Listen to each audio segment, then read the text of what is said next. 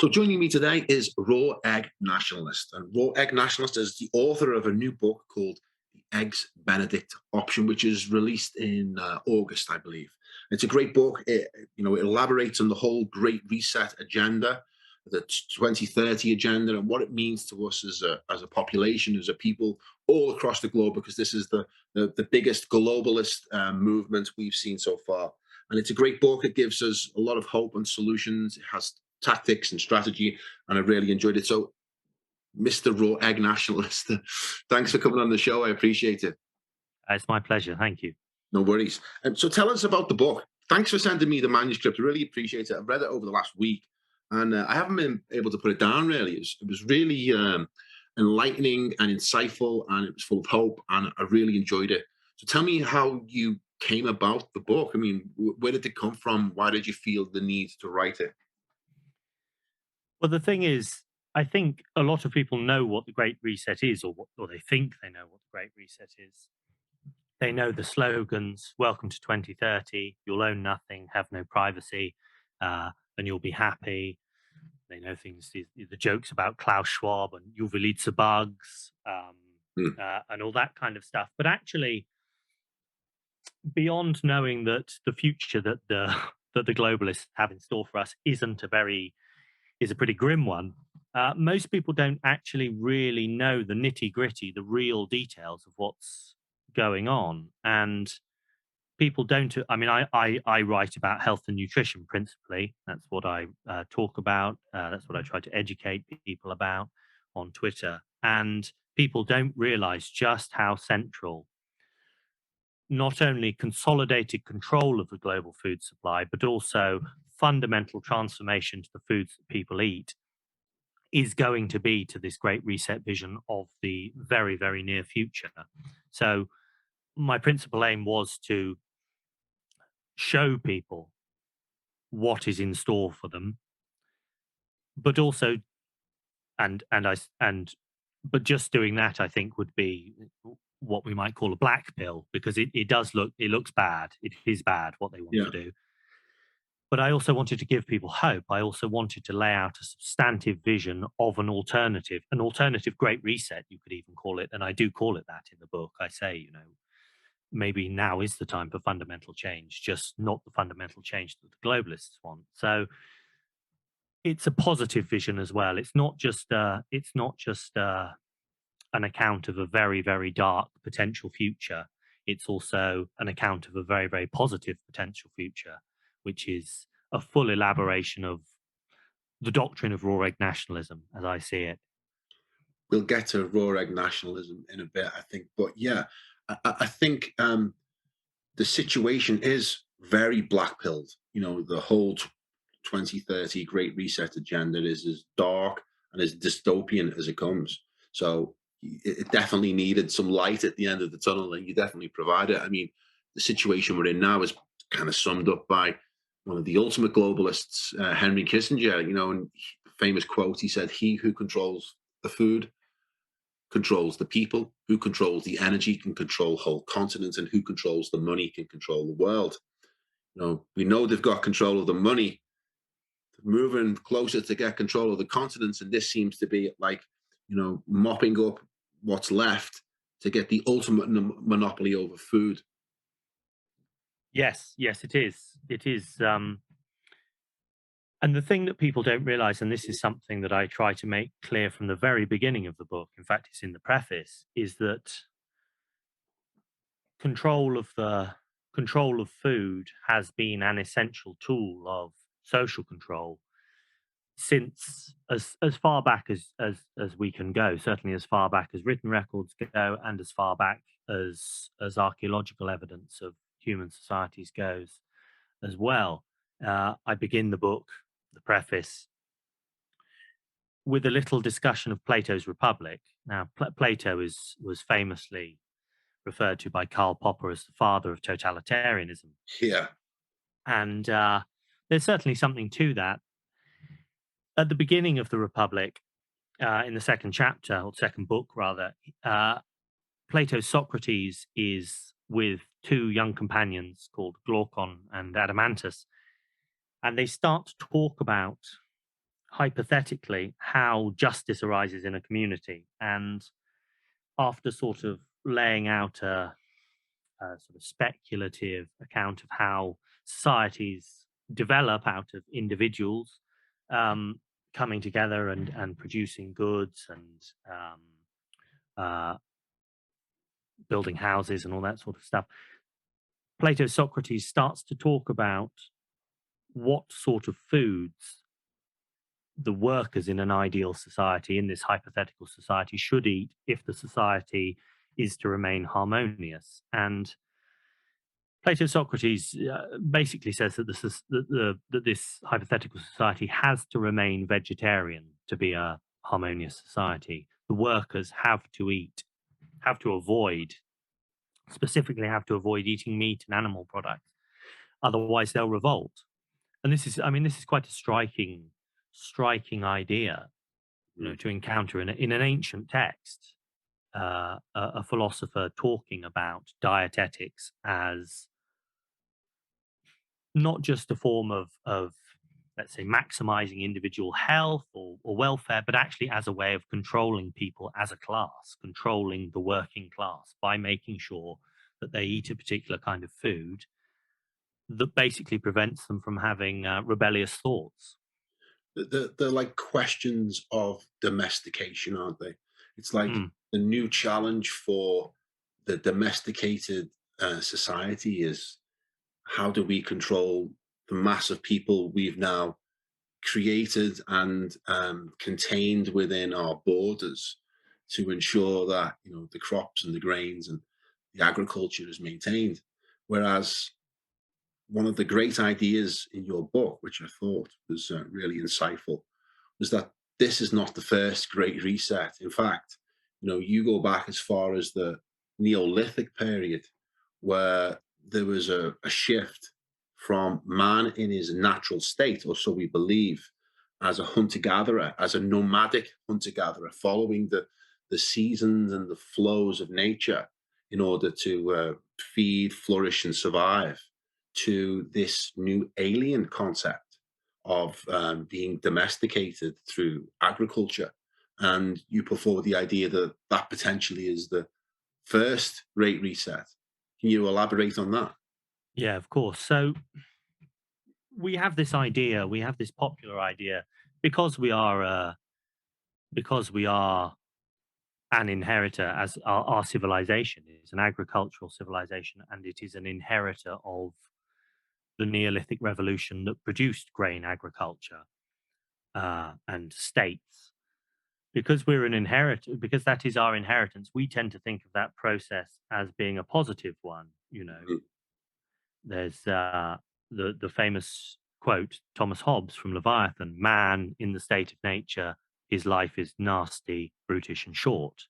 And that's how we tend to think of life before agriculture essentially created civilization. So we have this inbuilt bias because of the type of society that we are, to believe that actually the process that created our form of civilization, our form of society, was a totally beneficial one. It was a totally positive thing, and you know it was to the great benefit of the hunter gatherers, because then they didn't have to risk their lives hunting dangerous wild game to provide food, and they didn't have to deal with all of the uncertainty that came with hunting and gathering for a living, because nothing was settled.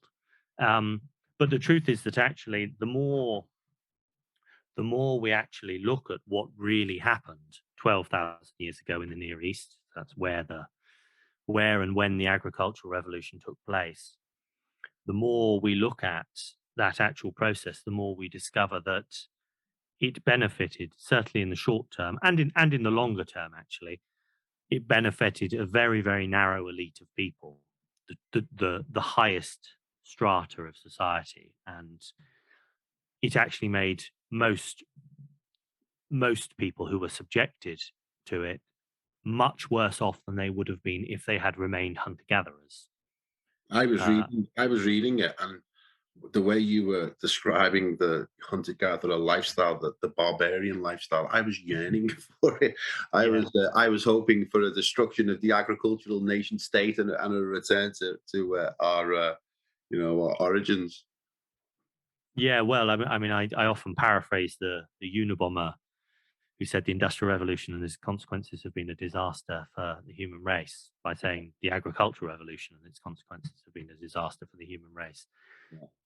I mean, you only need to look, for instance, at the skeletal record, the bone record,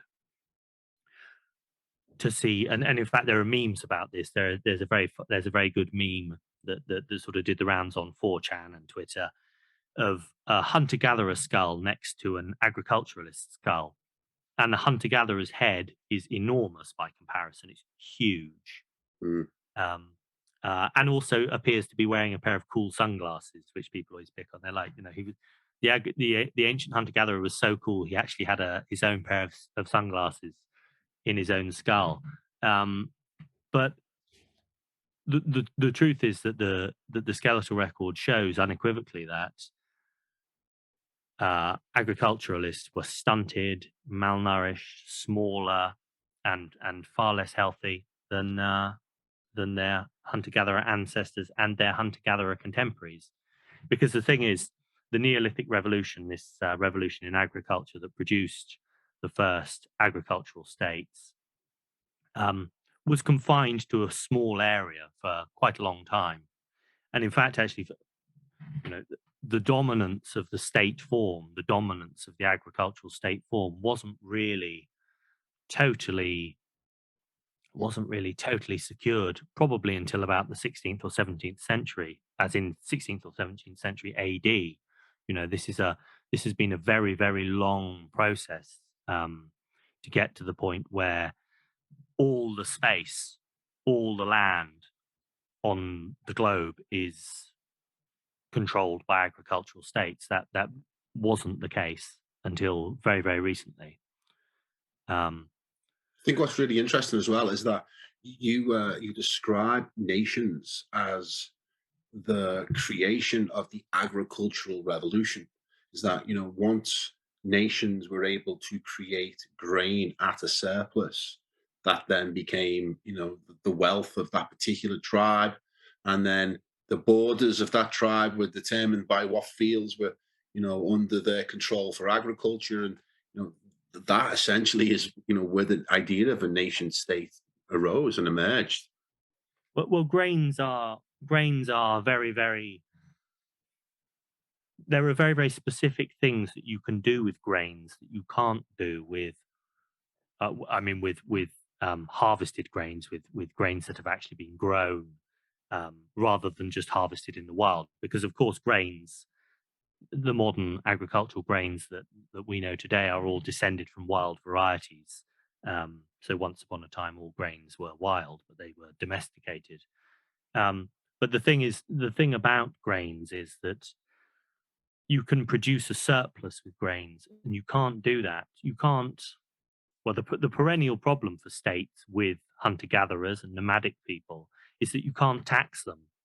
Mm, You can't extract anything from them reliably.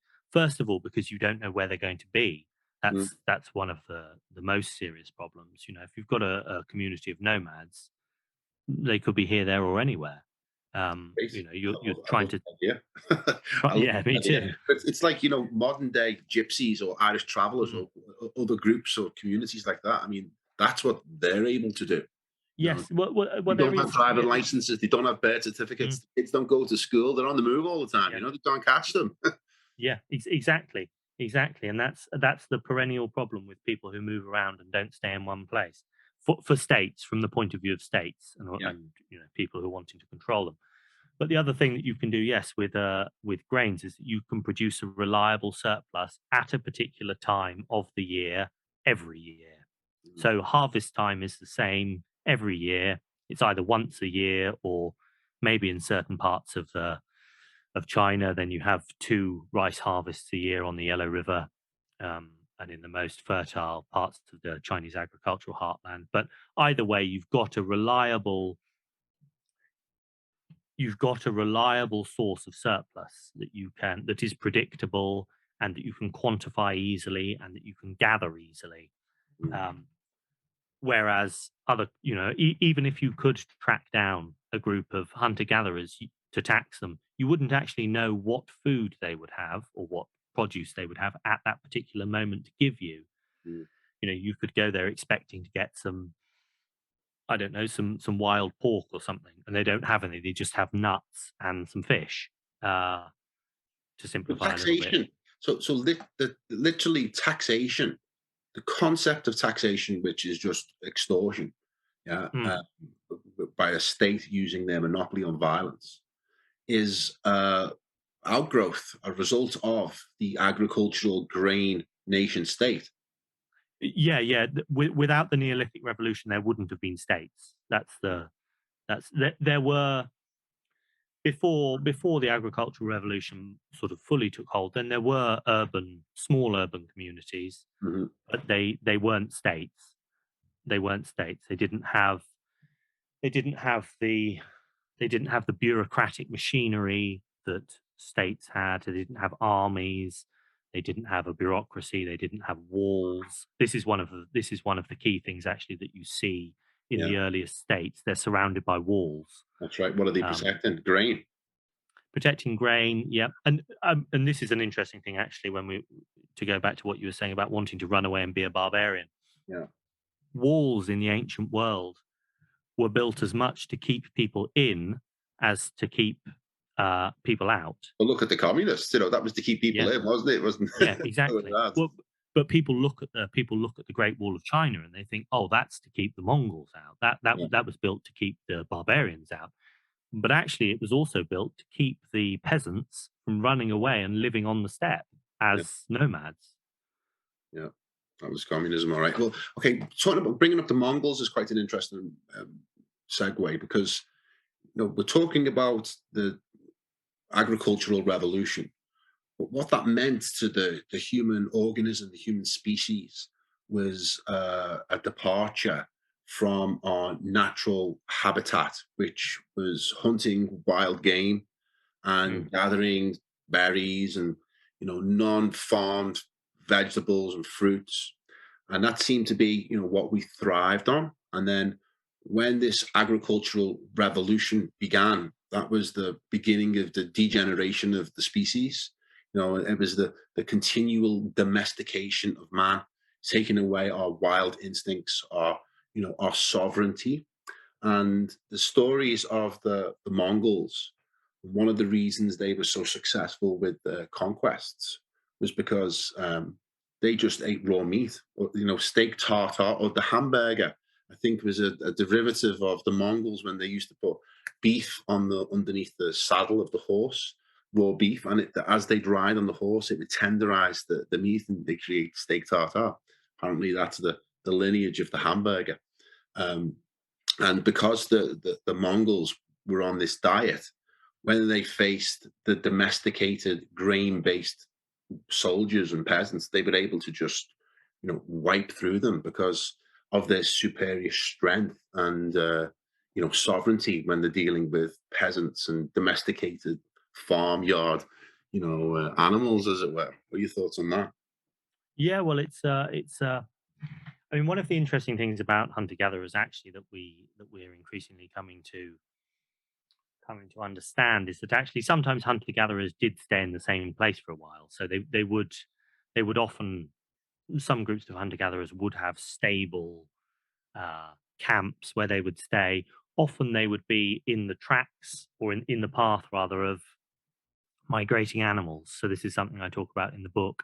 Mhm. Um, Hunter gatherers in the Middle East would set up camp uh, on the migration paths of gazelles, for instance. So there would be these enormous herds of gazelles moving across the wetlands of the ancient Near East, and hunter gatherers would just rock up at a particular time of the year in a good spot, set up camp, wait for the migration, kill as many gazelles as they needed or could, and then spend their time at the camp preparing the gazelle carcasses, drying them, um, making jerky, all that kind of stuff for the rest of the year.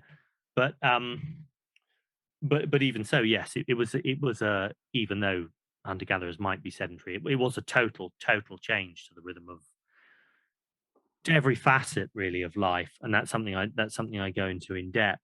Um, you go from having a life that is dependent on multiple natural rhythms, multiple rhythms of so migrations of mammals, migrations of birds, uh, the fruiting seasons, the seasons when nuts come into ripen and produced, and all that kind of stuff, to a life that is dependent on the life cycle of one or maybe two grains and some domestic animals. So your whole life as an early agriculturalist is totally based around the life cycle of wheat, for Hmm. instance, or millet. So things become very, very boring, and that's reflected in every aspect of the social life of these early agriculturalists, as far as we can see. So life in early agricultural urban settlements was hell. I mean, that is the very, very clear message that we get from archaeological sites like Çatalhöyük in Turkey, for instance, which I actually think that's probably one of the best examples of early agriculturalists living in a literal hell. And I talk about it at length in the book. It's a very, very famous Neolithic archaeological site with lots of evidence of the kind of, well, there are lots of wall paintings and reliefs and sculptures and things that give quite an insight into the mental lives of the people who lived at Çatalhöyük. And it's a nightmare. It's these sort of nightmarish images of bulls and of people being torn apart by eagles, and these strange half man, half animal creatures. Um, in addition to the fact also that the way the settlement was laid out was just a nightmare. It was like a rabbit warren of all these houses piled up back to back next to each other with no streets or anything, and you had to climb over the roofs and get down into the houses through the roof in order to get into them. They didn't have front doors or anything. So it was just really, really like a hell, basically. Um, but no, to go back to what you were saying at the end there. The contrast between life as a pastoralist or a hunter gatherer and life as an agriculturalist is one that has persisted, and it has persisted right up to the present day. In fact, and has long been noted by commentators, philosophers, and people like Herodotus and Tacitus in the Germania when he was writing about the ancient Germans in comparison to the Romans. Um, these people are well known to be healthier, happier, um, more formidable warriors, especially, and that's part of the reason why all of these ancient grain states would regularly recruit mercenaries from nomadic and pastoralist their nomadic and pastoralist neighbors, because they were amazing cavalry, for instance. Well, it seems as if the modern story of man's struggle is his struggle against slavery in one form or another, whether it was ancient slavery in which it was literal physical bondage, or whether today it's debt slavery, which is far more subtle and sophisticated than the original form. But it seems as if it's an elite who need the peasants to farm the agriculture, even like the digital agriculture, if you like, as well. It seems as if Yes. that's man's constant struggle is against these human farmers, Yes. and Yeah. Well, that's something. Yes, that's something that's very, very clear in the Neolithic revolution, is the fact that, in fact, it seems to be the case that actually a lot of these states were founded by outside groups coming in, rounding up people, rounding up hunter gatherers, and putting them to work as agriculturalists for them. And the people who came in, the herders, if you will, continued to live their lives as they would have before. Yeah. They weren't agriculturalists. They continued to hunt wild animals and to feast and go to war and But when in live what England, we when might the consider a Normans came, full. in Yeah. England, when the Normans came, William brought his favorite deer from France so that he could Yes. hunt it on his lands, and it's the deer we still have today. It's not native to England, Mm. and all of these lands that he conquered and uh, took control of, that they were just his hunting grounds for him and his Yeah. buddy to go hunting wild animals. And if the peasants dared to try and Of hunt course. some meat, they were killed. They were killed outright Yeah. because it was the peasant's job to till the fields and create the grain. Yes. So it's Well, I mean, man's struggle is a war against these, grain agriculturists, if you like. well, so one of the things, yes, that I talk about in the reason why I bring up the Neolithic revolution is precisely because I want it to be a comparison Yeah. with, well, I call it the original Great Reset, basically, because I think that it fulfills the criteria that have been laid out by these academics who talk about Great Resets. It was the original Great Reset, but I think that beyond that, it has some very, very uncanny similarities to what will happen in Yeah. 2030 if the globalists get their way. I mean, we should be in absolutely no doubt that if we're eating bugs and living in pods, then the globalists aren't going to be doing that. No way. Uh, they will still be eating the finest foods known to man. They will still be eating, Well, they'll the probably go best back to hunting Iberico pork. on all the lands that they're going to, repossess. Yeah, Um, well, one of the have you seen the cartoons, or not the cartoons, the art of David Dees? Have you heard of David yeah, Dees? yeah. Yeah. Well, one of his uh there's one of his absolutely mad, well, actually not mad, incredibly prescient pieces of art is of a person trying to go onto, it's in the sort of, it's set in the US, and it's a person who's trying to enter a wild area of the US, and they're confronted by like a Terminator robot that's pointing a gun at them, Mm. and there's a huge sign that says, under UN Agenda 2030, this is the wild lands of America, no entry allowed. Um, yes, I mean, I do think that, It's I funny you do should think, say that because I was thinking about those ideas recently, thinking, okay, well, if I was going to escape, where would it go? How would it react? And okay, maybe I could go to a coast and I could fish. And then I thought, but mm, what they're going to do is they're going to have drones patrolling those yeah, areas, and they violent drones that will, be able to do the enforcement of the policies that they've been unable to enforce with their human mm, cattle, right? So they've had to use other means of convincing people not to do things or convincing people to follow policy, which is mass formation hypnosis or other forms of mind control. But with the mm. digital revolution, they can actually create these drones that can do the enforcement for them. So that's something that's a little bit scary. But that brings me up to the modern day. With we talked about the historical nature of the Great Reset and the whole Neolithic revolution and kind of how we've landed here where we are today. Now, I started this podcast, I guess, as a result of the Great Reset, right? Because I started this podcast 2 years ago now, and I did it as a result of the oppressive restrictions during lockdown. And I thought, I've got to fight for, my rights and what I believe is to be true, and I want to get the word out. And it was Klaus Schwab's comments during the lockdown and the fact that he was able to produce and publish a book called COVID-19 The Great Reset during this period so conveniently, that brought him to my attention.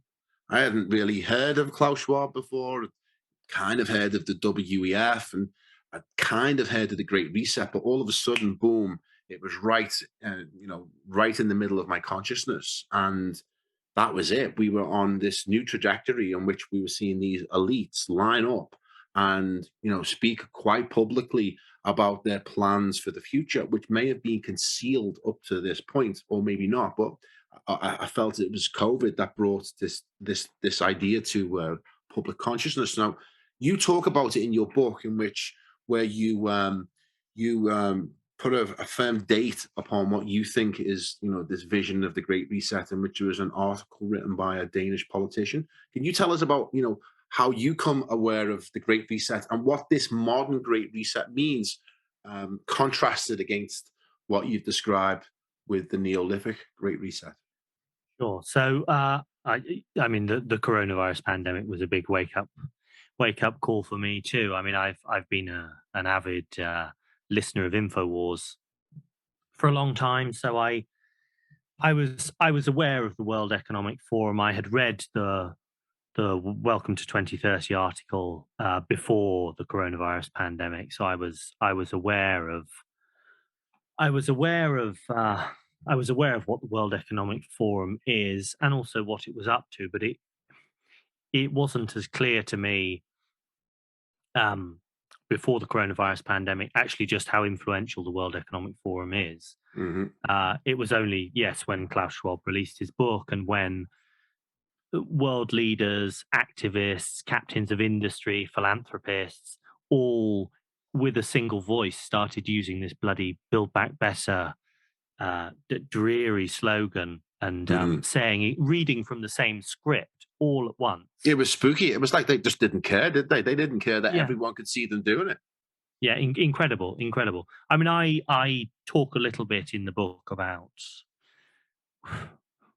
well, I try not to talk too much about whether or not the pandemic was a plandemic. Hmm. I think I think that's a rabbit hole for somebody else to go down. But I mean, there are some very, very stunning. But he Very said, strong. didn't he? He said Mhm. this is the pandemic is an opportunity, a narrow opportunity for us to bring through the Yeah, Great Reset. So yeah, even if it was just a natural occurrence, it was the mm, fact that they were waiting for this opportunity to yes, drive through the Great Reset, which was yes, interesting to me. yes. I mean, I think that these elites look for crises Yeah. definitely. Whether they manufacture, I mean, they do in part manufacture them because they have, they have control of various facets of international finance and all these, Hmm. international governments and uh, policy in all sorts of various different ways, foreign policy, whatever. But yes, I mean, to release that book within the Yeah. book was released in June 2020, so within Yeah. 2 months or 3 months I think of it's the implausible to think that just came out yeah that quick. I think it's implausible. He may yeah have changed the title, maybe. The mm, book was planned and he's changed the title to mm, a situation, but I don't yes think that was written that quickly. yes. I mean, the thing about the notion of the notion of a great reset is probably about 10 or so years old. So there are videos of Klaus Schwab talking about the need to reset the global economy after the financial crisis of 2008. So I talk Yeah. about that in the book. There's a video on YouTube of him at Davos talking about specifically about the need for a reset. But then in 2010 or 2011, there was a book by an academic called Richard Florida, who is affiliated with the WEF, called The Great Reset. And he talks about the financial crisis and compares the financial crisis to previous crises in the US and talks about how crises actually are once in a lifetime opportunities for fundamental transformation. And Hmm. that's precisely what the World Economic Forum is pushing with the Great Reset, with this version of the Great Reset or this instance of the Great Reset. So that's the kind of immediate intellectual um, lineage of this idea, but the actual idea of capitalizing on crises in order to change the world is a Yeah. much older idea, and that goes back a long time, well beyond, well into like the 19th century, and there are all sorts of Well, the thing is they're on a time scale, aren't they? That their yes, whole plan is 2030. That they've laid mm, down their vision of the things they want to happen by 2030. And if things aren't going to plan, then maybe we need to persuade them to go to plan through various crises that are manufactured in order that they maintain their timeline. yes. I mean, I think just this week there was an announcement that the UN, what was it? It was something along the lines of You were bringing forward the 2030 Yeah, date, weren't you? the 2030 Sustainable Development Agenda 2030. They were bringing it forward. They were accelerating the pace of implementation, and that Klaus Schwab was going to be involved directly in that. Amazing. Yeah, amazing coincidence. But it's like, why is this guy? I mean, why is the UN working with the WEF as if it's some kind of governmental body? I mean, it's just a private organization, isn't it? Yes, it is. I mean, I'm in two minds about Klaus Schwab, because part of me thinks he's actually just a distraction. A front man. Yes, yeah. I mean, he's too absurd. It's too, like that incredible outfit that he wore at Davos. I know. That Emperor Palpatine outfit that he rented from a local joke store or something. And he says it's like a Bond villain, isn't he? He's like a caricature of a Bond villain. And I wonder whether he's deliberately cultivating that in order to distract. See, the Great Reset is real. I mean, absolutely no doubt about that. But he is like a lightning conductor, and people focus on him. And I wonder whether by focusing on him and just thinking, oh, if we can stop this Bond villain, we can stop the Great Reset. Whether that's actually frustrating efforts to prevent it, when actually there's he's not the person he's not the person we need to take down, or taking him down wouldn't have the effect that we think it would, because actually, it's a larger network of people and organizations that are involved. But the WEF has pioneered the model of stakeholder capitalism, which is basically Klaus Schwab's creation. What is the Great Reset? Can you sum it up so that, like you do in your book, what is it? I think it is probably the total corporate capture of the planet. Basically, that's how I would describe it. So the stakeholder capitalism model is basically a model of corporate socialism. Yeah. And I talk about that in the book. It is handing over control of more or less every aspect of society and the economy to corporations to control, in cahoots with government. Who controls who, though? Well, that's the thing. I mean, for me, it's the banks at the top. It's always the banks at the top, because whoever has the power to create money, rules the game, don't they? So it's if governments are in debt to banks, then the banks own the governments, and likewise with the corporations. I mean, look at Larry Fink. Larry Fink and his ESG policy is that because he has, the hotline to the Fed, he can get extremely cheap money from the Fed, which he then lends to his companies, and because of that powerful position that he holds, he can control the CEOs of the corporations to carry out the ESG policies, which is part of the Great Reset and the WEF. Yes. I mean, it's obviously the case that corporations stand to benefit the most from the proposals that are behind the Great Reset, and the model that underlies the Great Reset. It is. And that's something I talk about in the book. But in terms of what the Great Reset is, and it's a corporate socialist takeover of the planet.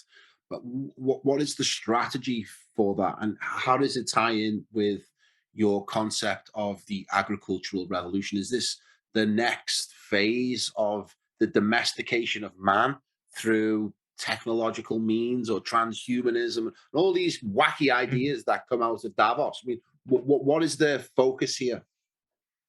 I think that's a good summary, Laurence. I think that's a good summary. I mean, yes, I do.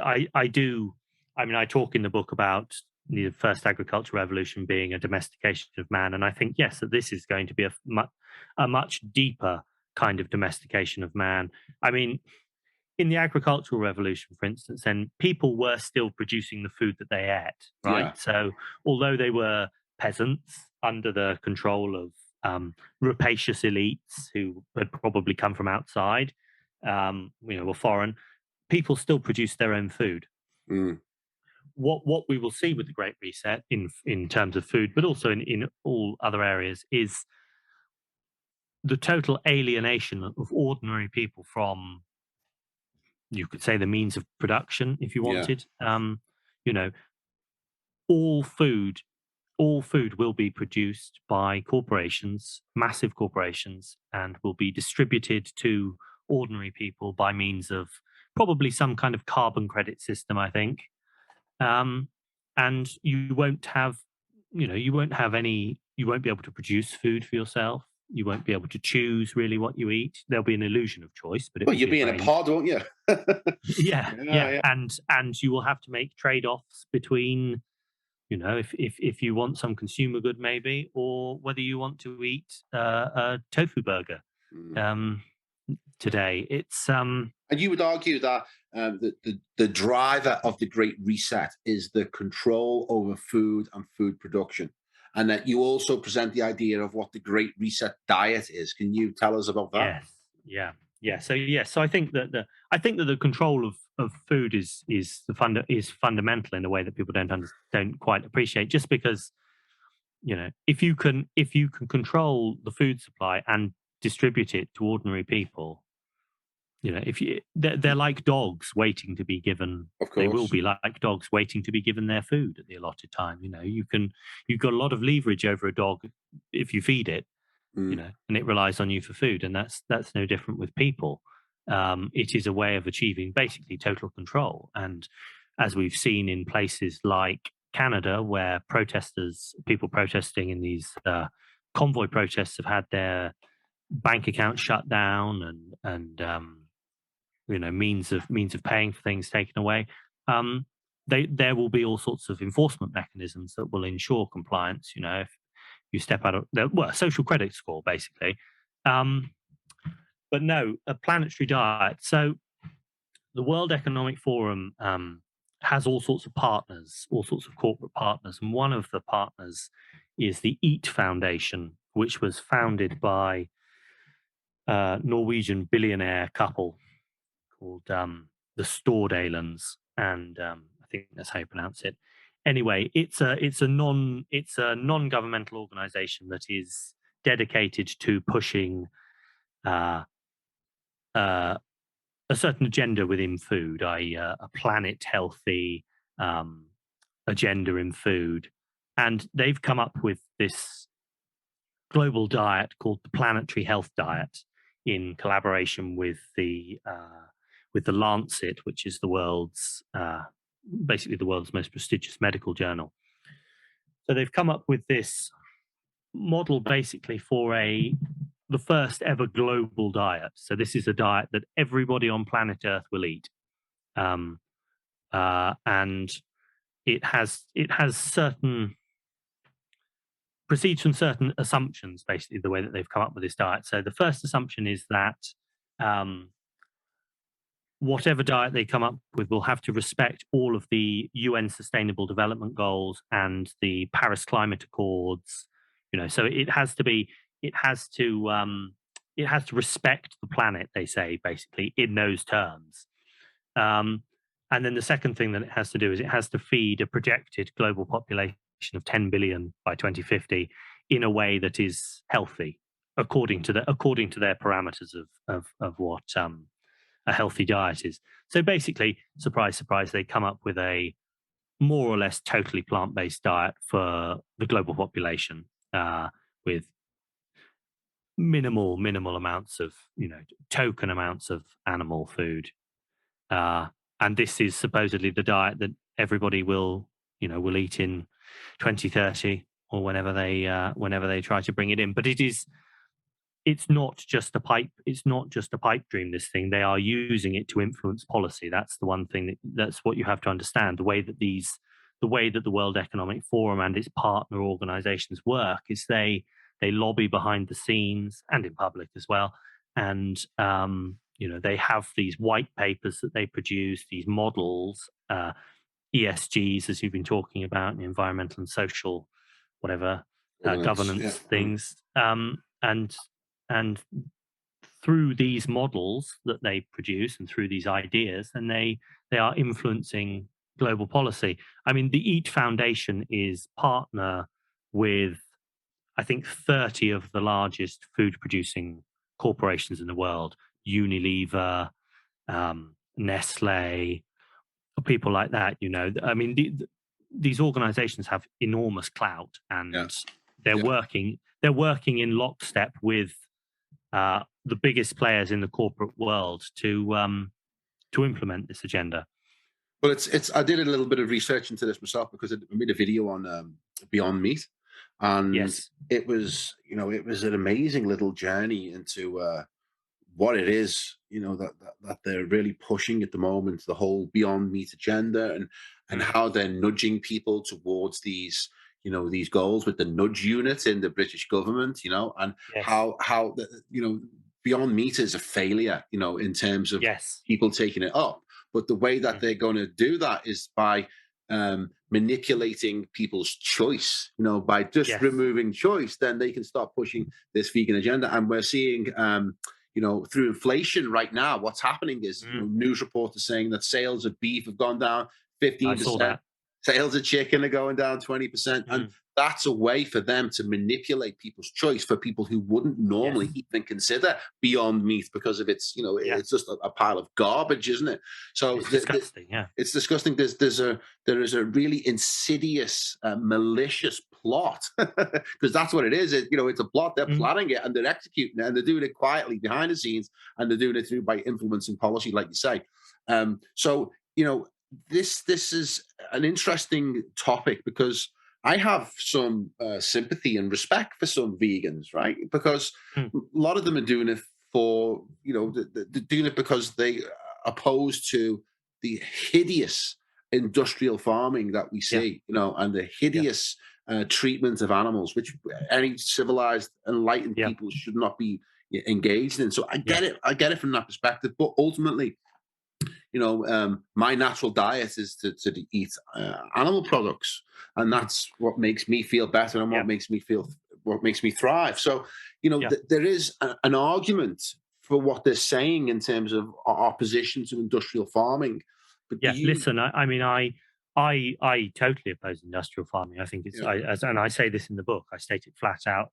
I think right at the beginning of the book, I think industrial farming is an abomination, yeah, and but one of the things that these people do is they try to make people believe that that is the only way to do farming. 100%. Yeah, The only way to keep livestock is to create a concentration camp, essentially, yeah. and pile as many tens of thousands of animals in them as you can, and make them suffer as much as possible, and extract as much product out of them as you can while they're suffering, and then slaughter them. And that isn't how agriculture has to be. And I specifically lay out the regenerative option, which I think is which Yeah. is the ethical option. But But in yeah, I terms mean, in terms of you know why are they pushing this, because what we think is that the vegan agenda or the vegan movement, sorry, is a grassroots movement of people who are disgusted by the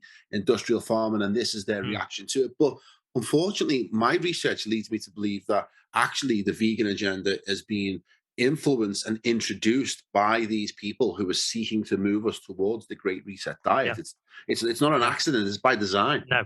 Well, I think it's the same in large part with the climate agenda too, but Yeah, that's a topic for another day. But um, yeah, I mean, what you have to understand, and I lay this out in the book, is that the kind of foods that these corporations are pushing are very particular kinds of foods. mhm, What they want is they want to increase their control over the food supply. yeah, And the thing you have to understand is that you can't patent an egg.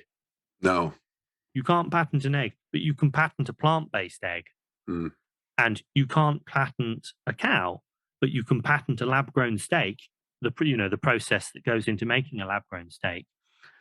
So, you know, in a kind of strange paradox, or what seems like a paradox, you've got these big meat packing companies, big meat companies in the US like JBS and Tyson, who you would think would resist the Great Reset tooth and claw, right? Because of course, yeah. they're going to lose all their money because they're not going to be able to. They're not going to be able to, farm cows anymore. But what they're doing is they are pivoting. They are pivoting into these alternative foods. So I think it's either Tyson or JBS has recently patented the name the Protein Company. Wow. And so that's what they're doing. They're not a meat company anymore. They're not purveyors of meat or animal products. They sell protein, a macronutrient, and that is because they are focusing all of their R&D and their sort of expansion efforts into these alternative forms of protein that they can control and patent and extract money from at every single stage of the process. So it will complete the process of vertical integration. I mean, that's what these big companies do. They vertically integrate. They take control of every single stage of the production process, the production and distribution process of their products in order to maximize their profits. And that's exactly what they're doing with these alternative proteins and with GMO crops as well, And that is why companies like Monsanto are really pushing. I mean, the Great Reset plan for agriculture is GMO in terms of crops. And that's for a reason, because they can control the production of the seed, at least. Yes. And so, I mean, but this has got terrible consequences and terrible risk. I mean, they surely, can't know what the results of this unbelievably weird experiment is going to be. I mean, messing with the genetic structure of life itself is going to have consequences. It's not just going to be as simple as they think.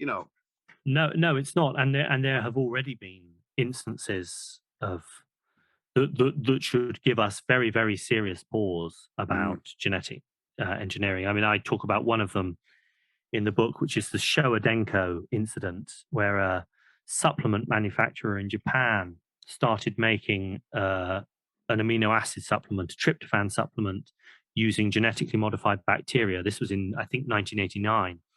And it killed a lot of people. It killed hundreds of people because something to do with the process. So there was some unexpected, consequence of this apparently quite simple genetic edit that they made to the bacteria they were using to make the tryptophan, and it made people come down with this bizarre neurological condition called EMS. And it was, although they covered it up. This is the interesting thing. They covered it up, and I talk about this in the book, how they covered it up. They basically destroyed all of the bacteria before anybody could look at them to examine them. They purged all of the vats that they were. But it wasn't in BioTech's interest for that kind of information to come out, was it either? So I'm sure plenty of people on their side to cover that up. No, exactly, and that's the thing. I mean, however powerful the biotech industry was then, it's many, many times more powerful now. So, these companies, they can only see their profit margins. That's all that they can see, and you only need to look at something like what the Sackler family did in the US with OxyContin to see that.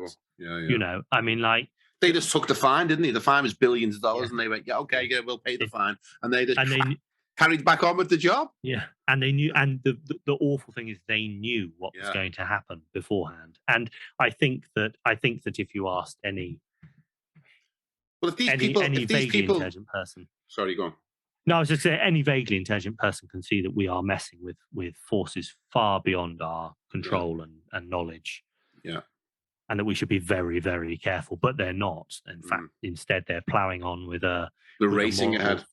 Yeah, with a model for feeding the entire global population genetically modified food on a daily basis. See, the thing is they're talking about trying to feed a 10 billion strong population, but at the same time they're talking about eugenics, right, and getting rid of the useless eaters. So in this vision, this future vision, this dystopian vision that the Great Reset projects, is that where everything has been automated, human labor is no longer required, then why on earth are we going to have 10 billion people on the planet? I mean, what are they going to do? Just all read books and paint pictures? I mean, what's going to be the purpose of those 10 billion if the useless eaters have no further function in this technological agricultural world? You know, what are your thoughts on that? Yeah, I mean, I wouldn't say that the plan is without its contradictions. Yeah. I think that this is either, maybe it's a smokescreen. Maybe they're just saying these nice things about feeding a population of 10 billion because actually they want there to be a population of 500 million, Yeah. like it said on the recently Oh, demolished Georgia Guidestones. rest in peace, Georgia Guidestones. But Yeah. I mean, one of the things I talk about in the book actually is the probable effects of consuming this diet that they lay out. So, and that's where I make some quite close comparisons with the Neolithic revolution, with the evidence from the Neolithic revolution that, you know, the first agriculturalists were incredibly unhealthy and diseased and Well, let's talk about that. Let's talk about stunted. why the Great Reset diet. Why do you think that diet is an unhealthy diet for humans? Because it is 180 degrees from the foods. It's the total opposite. It's an inversion of the foods that human beings have eaten since time immemorial to achieve perfect health. And what would those foods be? Animal based, high fat, nutrient dense animal foods.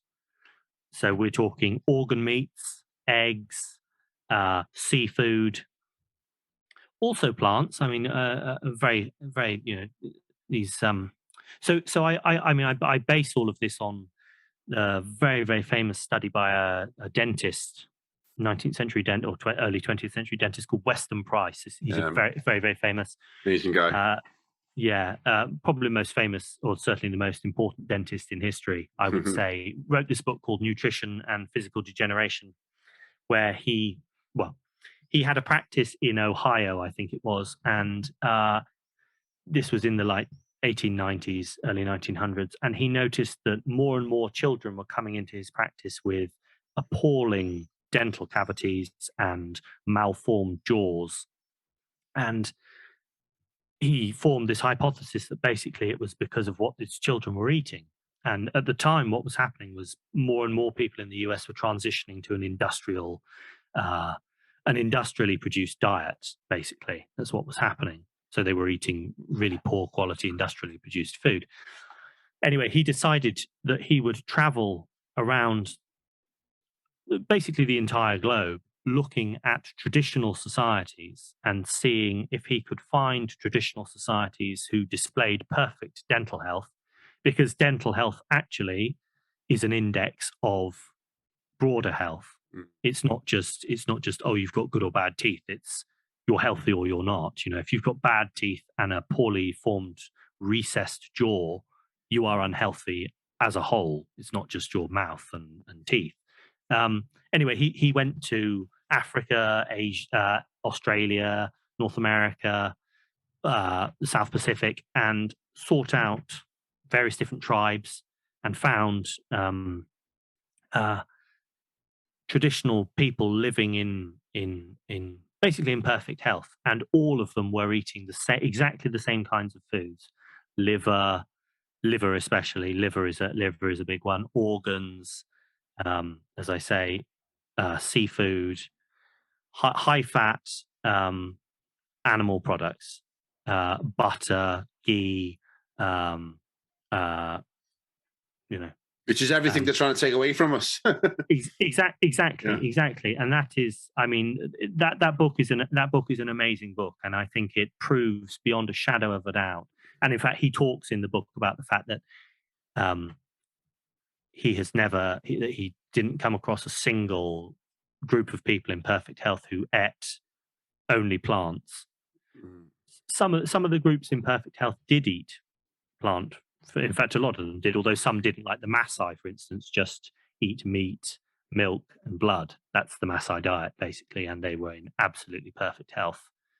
hugely tall, fit, strapping people. So yes, I mean, to go back to the eugenics thing, one of the effects I think that this new diet will have is to create.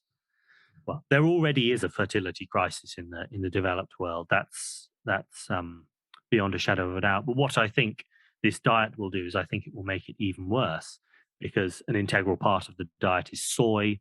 But not just because it's soy, but just because it's plant-based in general, and because plant-based diets are suboptimal for human beings. We're not rabbits, and well, so we were hunter gatherers for 80,000 years at least, weren't we? Yeah.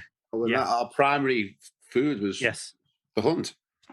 Yeah, and I mean there was a study that was released that was released not that long ago from out of Israel, I think, where they looked at more archaic forms of man, more archaic hominins, our more distant ancestors, and they came to the conclusion that there was a period of 2 million years where our ancestors ate basically nothing but meat. They weren't just carnivores; they were super carnivores. That's the term that they use. So, I mean, this is the biggest deviation you could imagine from the kind of foods that humans should be eating. It's like if you look at gorillas and chimpanzees, they have really large guts, really big bellies, because they ferment inside the body.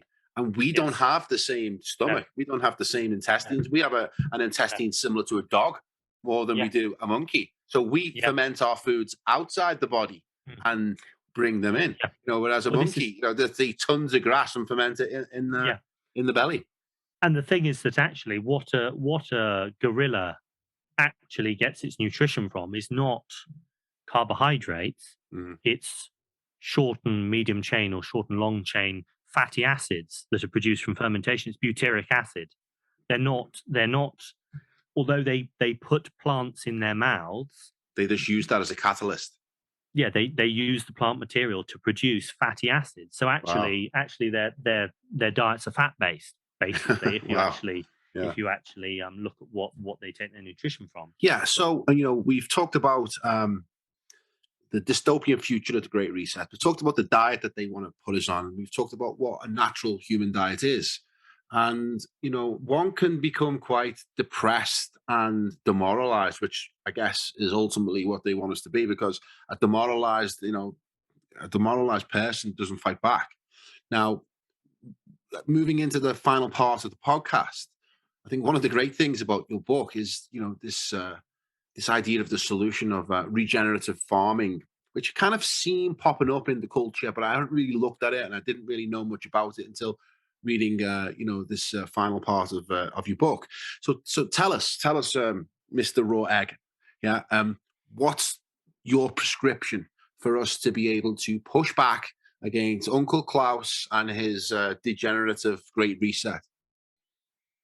Well, so my solution is the Eggs Benedict option. One of the things it's worth saying, and this is something I say in the book as well, before I actually lay out the Eggs Benedict option, is that it's going to take some time to coordinate a decent response to the Great Reset. They've got the jump on us.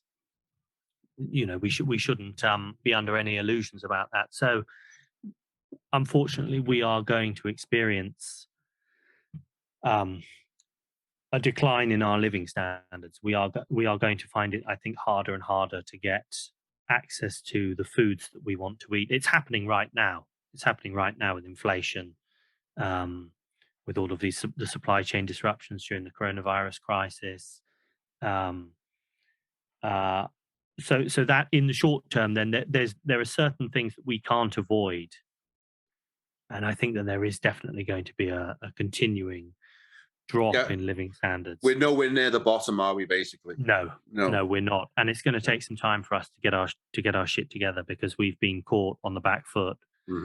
But that isn't the same as saying that it's a fait accompli, because it's not, and I don't, and my answer, yes, the Eggs Benedict option is, well, I look in a very I look in a strange place actually for inspiration, which is Russia. Now, Mm. Russia is somewhere that isn't, or Russia is a country that isn't particularly popular at the moment in the No, West. no shit. Yeah, Yeah. so it might seem like a slightly untimely, untimely thing for me to suggest that we take our example from Russia. But what I mean is that we need to look at the way that they do agriculture in Russia. Now, they have a system in Russia that's often referred to as Russian household gardening or Russian dasher gardening. Basically, more than half of all of the food um, consumed by value or produced by value in Russia is produced by ordinary people in their own gardens. That's an incredible Yeah, stat, isn't it? Really? yeah, yeah. It Yeah. is, and for certain items of produce, it's even more than that. So it's like 90% of all potatoes produced in Russia are produced in people's gardens. Amazing. Um, Mm. like 60% of the meat, uh, 60% I think of the milk, and something like 40% of the eggs. So what people do is they either, if they live in the countryside, then they have a garden, and they might even have a subsidiary plot somewhere else in the village. Um, but also people who live in cities, and the majority of the Russian population now is urban. Millions and millions of people, something like 35 million households in Russia, have subsidiary plots outside the city that they go to during the week, at the weekend, to do gardening, and they grow produce, and they also keep chickens and other livestock. The plots vary in size, so it might be a small plot or it might be a large plot. But basically, what I'm trying to get at is that we need, the solution to the Great Reset needs to be the opposite of the Great Reset. Basically, it needs to be, The decentralization of agriculture back to the people. yes, yes, it needs to be a local. We need local solutions that take into account what people want in their localities, rather than, having dictates from on high. We need to create local ecosystems, local food systems that Mhm. are like the Russian system. So this is another amazing thing about the Russian household system, is that during the fall of the Soviet Union, then the state system basically collapsed. And if Russian people, if the Russian people hadn't been producing food at home in the way that they did, there would have been a famine in the Soviet Union, Mm. or in the former Soviet Union, rather, in Russia. So this is an incredibly robust system of production because it's locally based. People are producing the food that they want, and they exchange it. They exchange food produce with their neighbors and friends, and a small part of it goes to the market, but the vast majority of it is just consumed by ordinary people or exchanged with their neighbors. Um, yes, and this is the absolute opposite of the Great Reset. Oh, you call there's a guy who's written a book on this, hasn't it? Who has done PhD, an yeah. analysis of this system. Yes. Well, it's funny because it's been greatly neglected. It's like the answer's been sitting there right under our noses, and people just haven't wanted to look at it for various reasons. I think there's been a lot of scorn in the West because Russian. it's Russian, and it's basically, in certain respects, in certain very real respects, it's a continuation of the peasant mode of agriculture in Russia. It's a very ancient system of agriculture that they've had, where ordinary people would, in the Middle Ages, you till the Lord's land, you do work on the Lord's land, but you'd also have some private land for yourself where you would grow produce and keep animals for yourself. Well, that's basically what they're still doing uh, across Russia. And I think that people tend to, for various reasons, tend to think of Russia. I mean, Russia is in certain respects a poor country, but the people actually have ready access to high quality organic produce that they produce themselves. Well, that's wealth. That's real wealth, isn't it? Yes, it is. if Yes, it you've is. got land and you've got a warm Yeah. shelter and you can produce good quality organic food, then that is wealth. Mm. Yeah. I mean, yes, exactly. I mean, is a hugely fat American who has 2 acres of lawns and has to get all of his food from a local supermarket.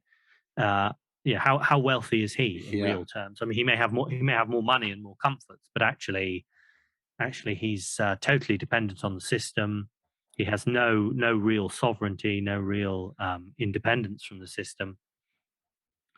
So yeah, I look in depth at this Russian household gardening system based on a PhD thesis that was written about it from about 15 years ago, and that's one central plank of the Eggs Benedict option, is to get people involved in the production of their own food.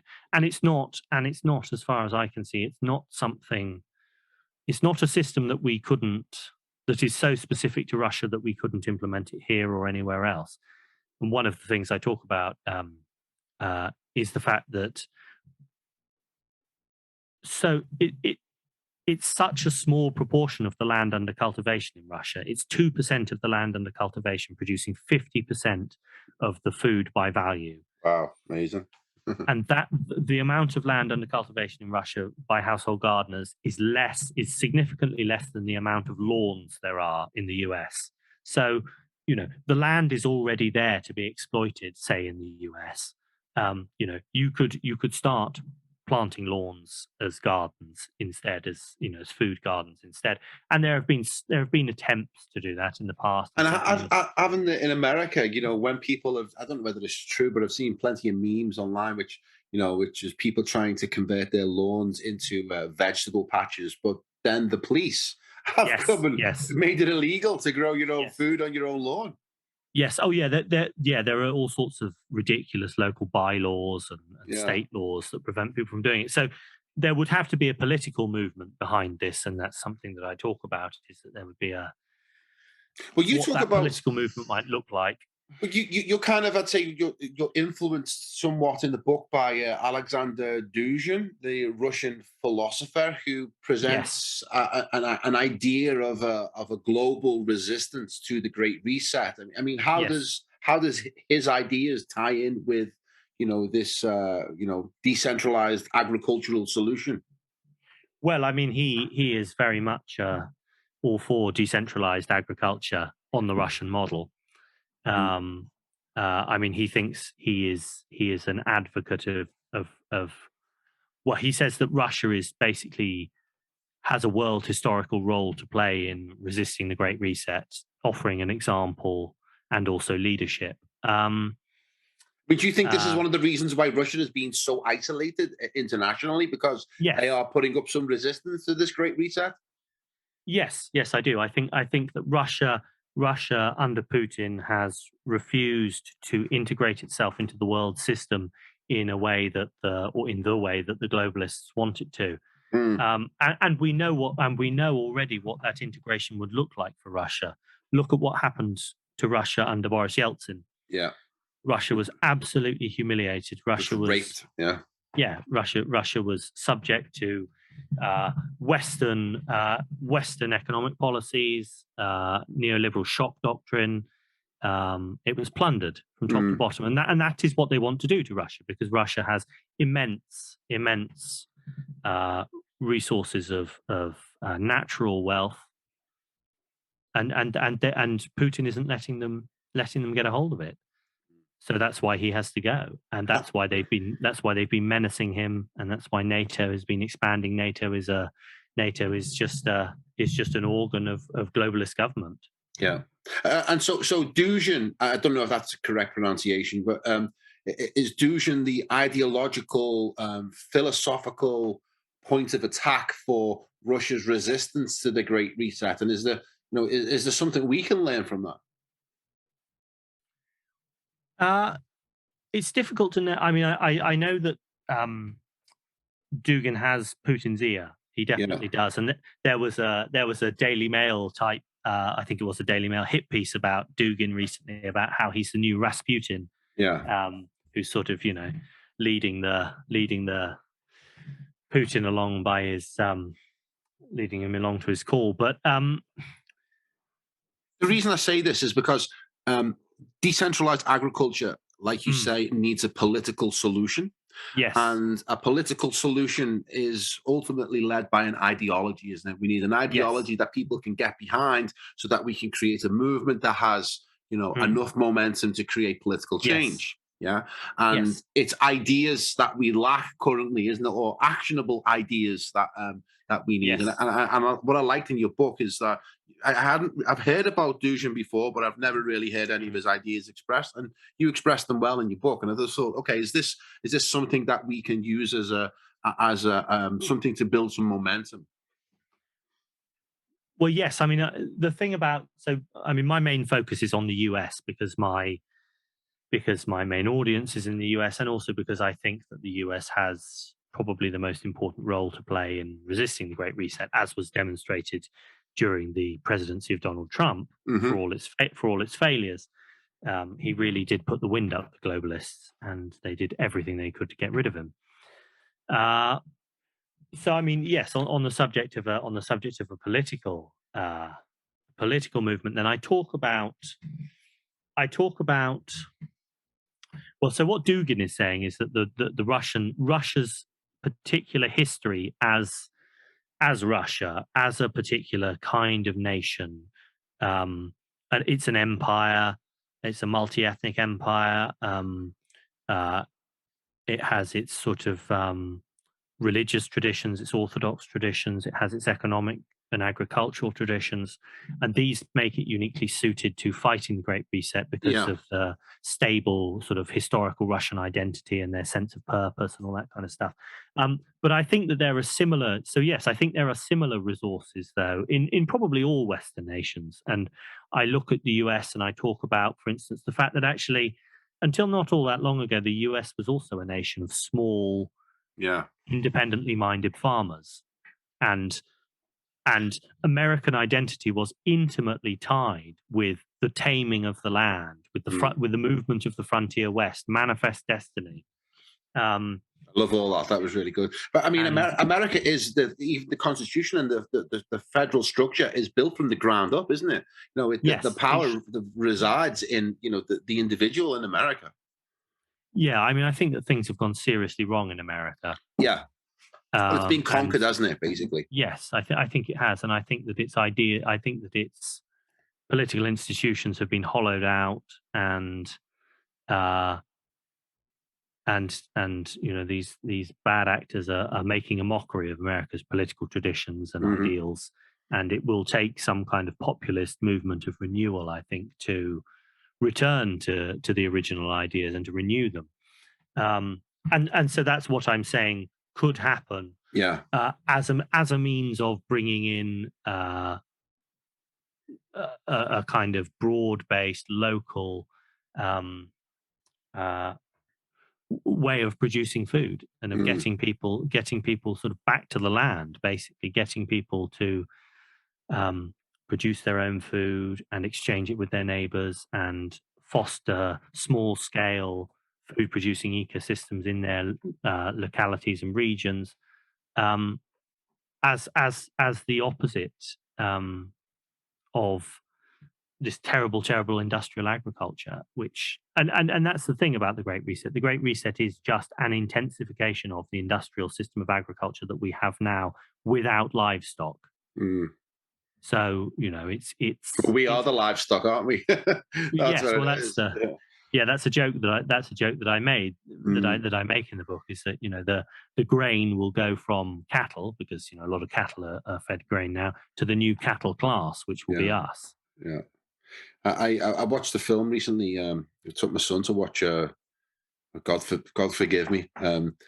Jurassic World, the latest one, the Dominion, and it's absolutely packed full of predictive programming that could have been written by Uncle Klaus himself. Yeah. Really? Oh man, it's from the beginning to the end. It's absolutely packed. It's worth watching from an academic perspective, And one of the Yeah. things that stuck with me was that they said, "Oh, in this new dinosaur park, we've now inserted chips into the brains of the Mm, dinosaurs." Yeah, and the purpose of the chip was to issue an electric shock to the dinosaur if it misbehaved.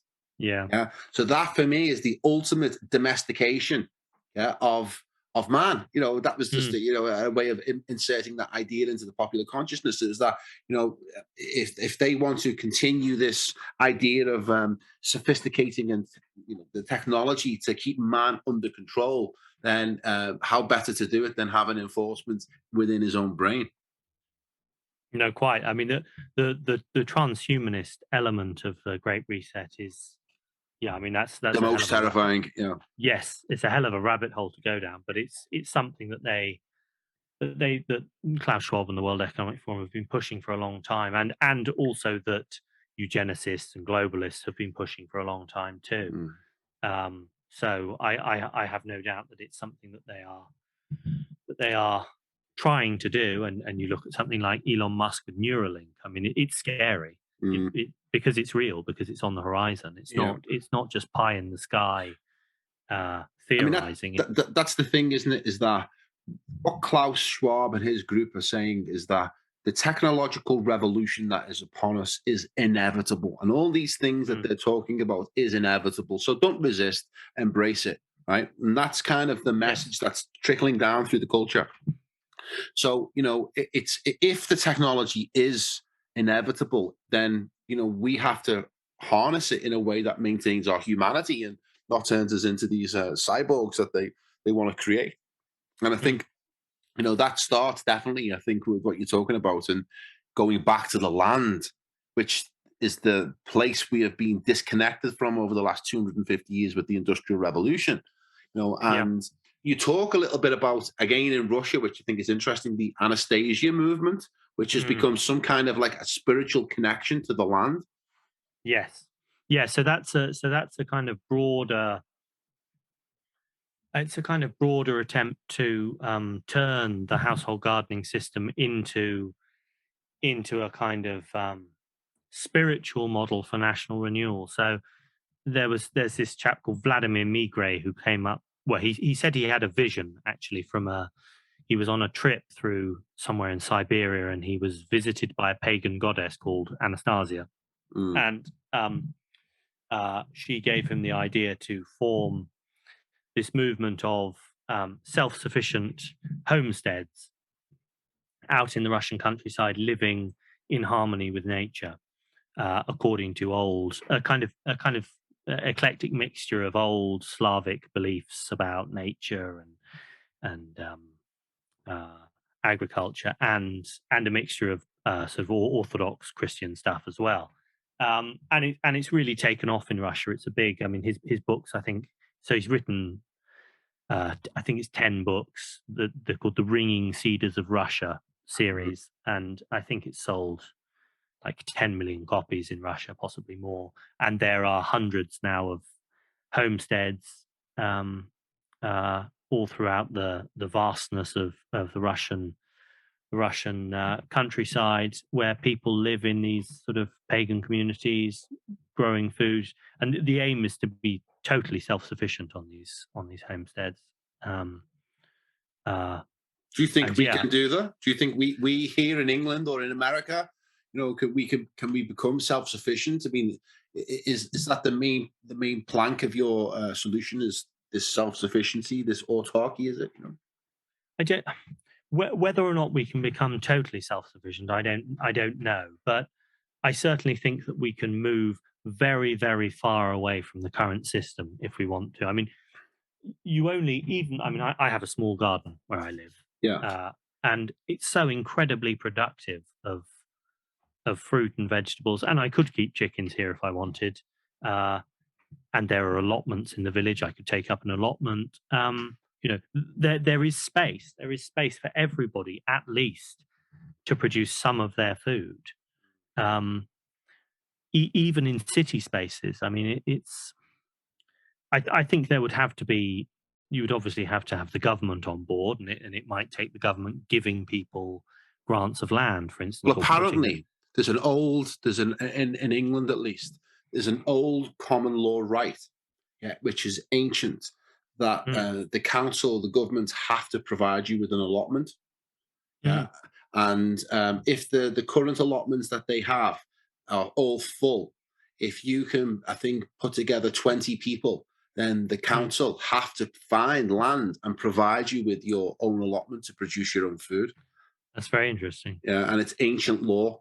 I looked into it years ago, and they can't refuse you as long as you have enough people that will go with you. Because trying to get an allotment space in England is really difficult because the queue for them is massive. But if you come together as a cooperative, they have to do it. Yeah, well, that's good. I mean, yes, I think that people have to start for a movement like that to be, for a self-sufficiency type movement to be sustainable or to work, then yes, it's going to take people banding together and putting pressure on the local governments and national governments as well. It has to be a sort of top to bottom movement for renewal, I think. But I mean, a country like America, yes, could be self-sufficient. But at the same time, I think it depends on, I think there would have to be a significant alteration of people's expectations about the kinds of foods they could eat regularly.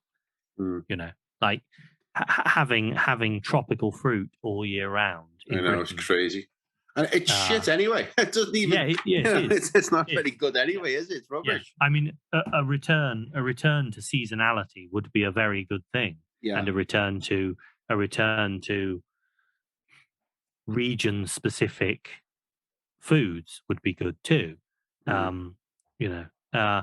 people are so used to having a pineapple whenever they want a pineapple, strawberries whenever they want strawberries, that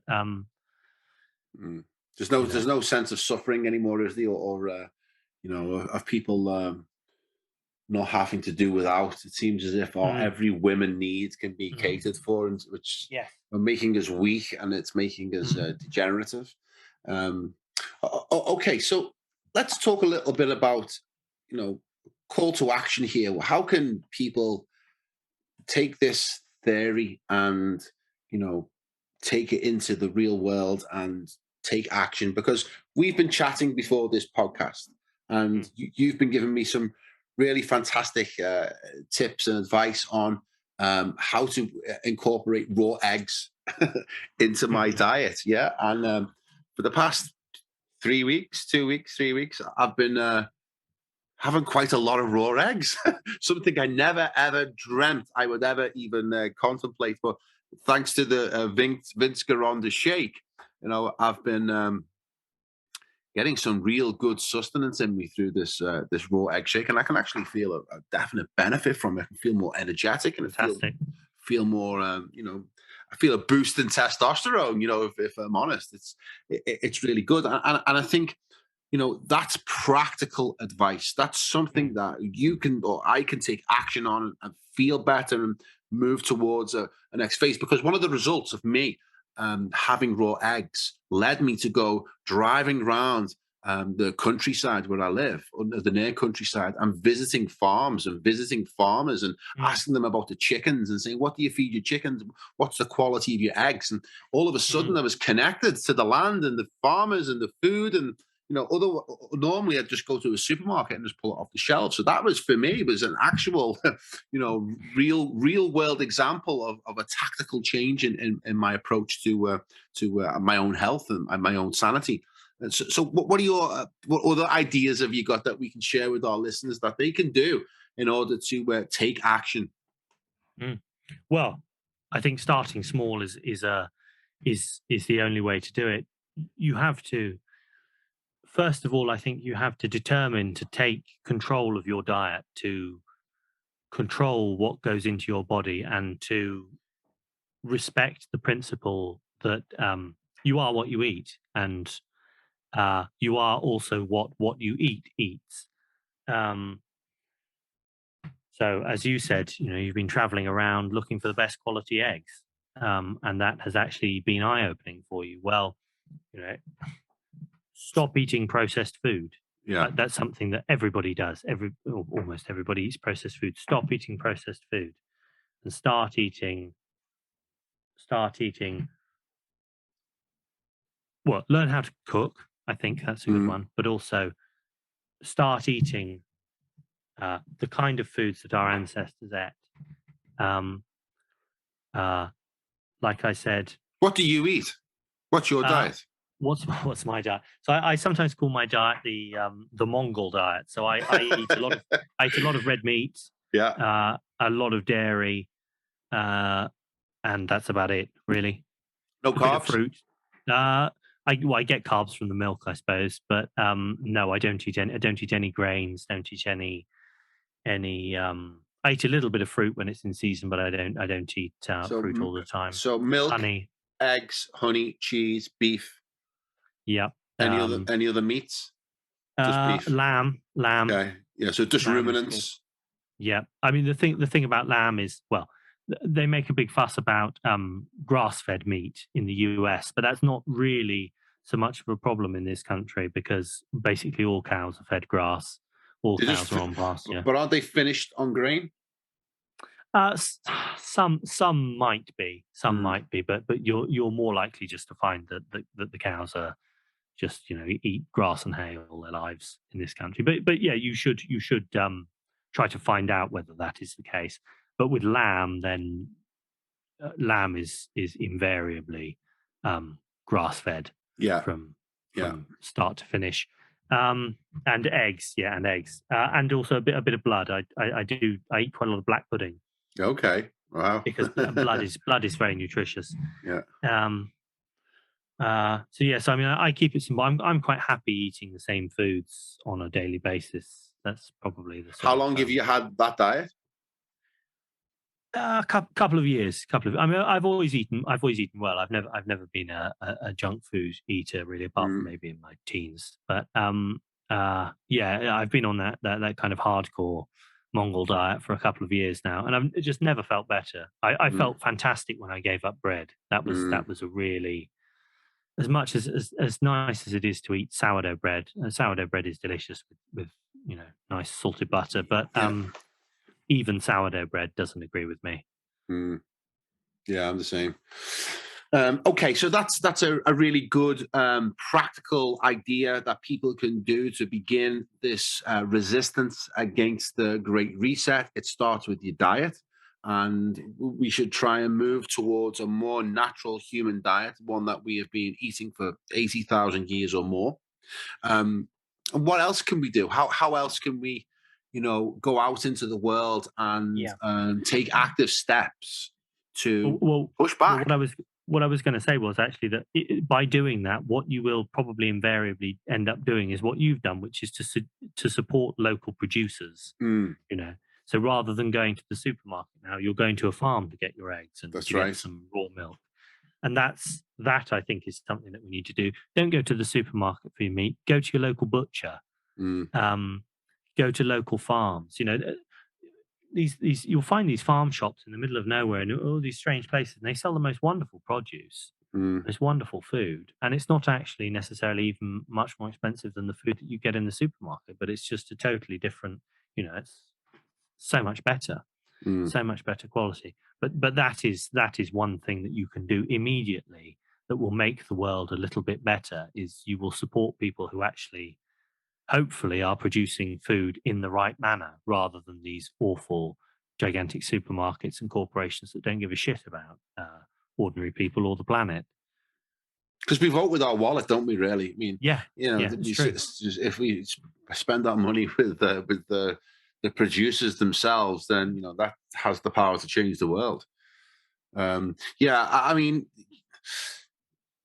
it's for me, it's the threat that they are constantly putting over us. I mean, we're seeing it now, aren't we, with this idea of food shortages? I mean, this is a big Yes. meme that's being pushed into society right now, Mm, and you know, people get panicked by those things. mm. And what are your prescriptions for how we deal with potential food shortages coming down the pipe? I mean, what do we do about getting meat? What do we do about getting dairy? Have you got any? Are you planning for those things, or are you just seeing them as a scare tactic to keep the peasants in check? I'm not sure. I'm waiting to see what's going to happen with the Ukraine situation. I think that things are going to get very, very real potentially Mm, in the autumn because of what's happening in Ukraine, because of the grain situation there. Um, I mean, as far as I can see, well, thus far, I think in this country, then the only kind of food shortages that we've had really have been shortages of certain imported goods, like pineapples, for instance, and things like that. They were talking about the dreadful food shortages that were going to happen as a result of our leaving the European Union, but actually, it turned out only to be certain goods that actually most people could Yeah. do without most of the time. But yeah, I mean, if there are meat shortages and shortages of not that there need to be meat shortages in this country, because I should think that we probably, although I haven't looked at the statistics, I should think that we could almost certainly produce enough meat and eggs and milk to meet our Well, we're you know to called meet Le Roast the Beef, demand. aren't we, for a Yeah, reason? yeah, yeah. There's no Yeah. reason. I mean, we've got plenty of livestock. So if there are shortages, then it will be. I think that they will be artificially created shortages. Mm. I mean, I've not been. I should get a chest freezer actually and stock up on some meat, which I haven't. That's I haven't I done. did that. At the height of COVID, when Yeah, obviously it was a new experience for us all, right? And I'm quite a cynical person in the sense that I've seen many government psyops in my time on this planet, and I should have seen this one. But at the beginning, I was a little bit like, okay, well, this could get serious. And that's exactly what I did. I yeah. bought a chest freezer. I bought a I mean, chest freezer, I put it in my shed, and filled it full of meat. I completely filled it full of meat. funny. That was my prescription to deal with the threats that the media were saying were going to happen, the end of the world doom. I mean, and that's kind of um, what happened in COVID. And the pandemic was kind of like the boy who cried wolf on a major Yes. scale. Yeah, so Yeah. I'm very reluctant to fall for that shit again. Yeah. Still got one eye on it. Always got to keep one eye on it. But I Yeah. think we're caught up in this mass formation. That the Mm, governments keep propagating to the mm. people, to the masses. So when I see things like food shortages, I get the sense that's just trying to whip up more toilet roll. Yeah. Yeah. I mean, Clearing of the think shelves. that I think that rather than shortages, it will be inflation that Yeah. as and we've already touched on this earlier. Well, Um, inflation will create the shortages, won't it? That's the thing. it, yeah, and it will put meat out of the market for most people. People will be priced out of the market. They won't be able to eat meat regularly because it will Mm. be too expensive. Um, so yes, whether or not there'll be shortages, but there will be people. I do definitely think people are going to find it harder and harder to buy good quality animal I products. I think that will trigger a revolt, though. I think I hope so. I think it will, because I was looking at the whole Beyond Meat movement, and it Mm. clearly is a failure. It's a total failure, Oh yeah, it is. Yeah. and the share price has crashed, and without it being Mm. propped up by the major banking cartels, then this Yeah. whole Beyond Meat thing we wouldn't even be talking about it. So what that kind of illustrated to me was that people's inner desire for a natural human diet, is beyond propaganda. Yeah. Yes. So even if it's manipulated through inflation, and our ability to source a natural human diet is diminished, and people know it's being manipulated by a government, then that could be the catalyst or the trigger to create a political movement like which we've discussed earlier, that can help bring about an actual tangible political resistance to the Yes. people running the Great Reset. Yeah. I hope so. I mean, the experience of the pandemic has been, well, it hasn't exactly restored my faith in humanity. In No. fact, it's done the opposite. It's Yeah, really definitely. Yeah. it's hit a new low, I think. Keep them on a vegan diet. But Yeah. listen, so we're coming to the end now. I've got like 2 minutes left on this. So before we finish, it's been fantastic talking to you. It really has, and I could have gone on for Likewise. another 2 hours. So have you got anything that you want to finish on? Anything that you want? Any final words that you want to say to the audience? What would I like to say? I suppose what I was saying a minute ago. Follow the biblical proverb. take care of the little things, and the big things will look after themselves. Start small if you want to transform your life. Take control of your diet, take control of what you put in your body. And amazing things can follow. Amazing things can follow. You'll realize, if you didn't know already, that you're not powerless and that you actually do have control over yourself and your environment. And yeah, start small. Okay, well, it's been great chatting to you. I hope we can do it again. Great luck with really good luck with the book. Anyone that's listening, go out and get it. It's a great read. And your magazine as well. It's called A Man's World. Man's World, yeah. Check the Man's World out. I'll put all the links in the description so that people can follow up. And where can people find you online? They can find me online on Twitter at my handle is babygravy9. Don't ask. Okay, one of those you started when you were 16, is it? And you kept it until you got adult. Okay, well, listen, it's been fantastic. Let's do it again soon. Best of luck with the book, and I'll speak to you soon. Thanks a lot. Thank you. Bye. Take care.